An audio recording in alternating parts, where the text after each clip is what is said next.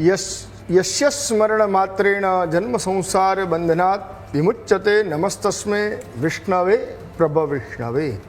जय गणेश दर्शक मित्रों, ज्ञान आध्यात्मिक અને જ્યોતિષના આ ત્રિવેણી સંગમની અંદર આપણે વાત કરવાની છે આજે નિર્જલા એકાદશી।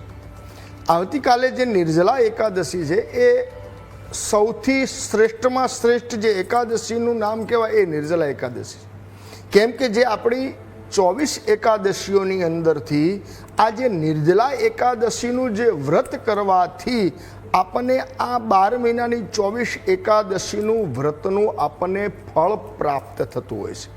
તો એ એકાદશીનું ન એકાદશી વ્રતમ, એકાદશી જેવું કોઈ વ્રત નથી અને આ એકાદશીનું વ્રત દરેક સનાતન ધર્મીઓએ કરવું જોઈએ।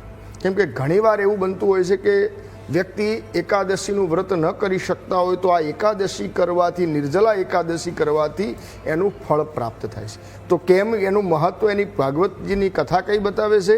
તો ભાગવત પુરાણ આધારે આ નિર્જલા એકાદશી એટલે પાંડવો 5 પાંડવ હતા, એમાં દરેક પાંડવો એકાદશીનું વ્રત કરતા, પણ ભીમસેન હતા એ એકાદશીનું વ્રત કરી શકતા નહીં। તો એકવાર વેદવ્યાસજીએ એવું કહ્યું કે તમે કોઈ એકાદશી ન થાય, પણ આ જ્યેષ્ઠ મહિનાની જે એકાદશી શુક્લ પક્ષની આવે છે એ એકાદશીનું જો તમે વ્રત કરશો ને તો આ 24 એકાદશીનું વ્રતનું ફળ તમને પ્રાપ્ત થશે। ત્યારે ભીમસેને આ એકાદશીનું પૂર્ણ શ્રદ્ધાથી વ્રત કર્યું, એટલે આપણે એને ભીમ એકાદશી તરીકે પણ આપણે ઓળખીએ છીએ। અને બીજા નંબરમાં કે એને નિર્જલા એકાદશી કહેવાય છે। નિર્જલા એટલે કે એની અંદર જળ પણ ન લેવાય, અન્નનો પણ ત્યાગ કરાય। તો આપણા શાસ્ત્રો પ્રમાણે કેમ એકાદશીનું આ નિર્જલા એકાદશીનું વ્રત